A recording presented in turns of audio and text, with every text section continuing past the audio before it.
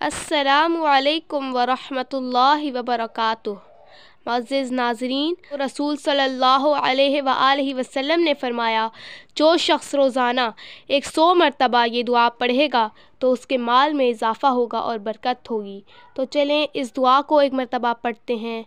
اعوذ باللہ من الشیطان الرجیم، بسم اللہ الرحمن الرحیم، لا الہ الا اللہ الملک الحق المبین۔ اس کو فکر و تنگ دستی سے نجات ملے گی، قبر کی وحشت سے نجات ہوگی، مال و دولت سے نوازا جائے گا اور اس کے لیے جنت کے دروازے کھول دیے جائیں گے۔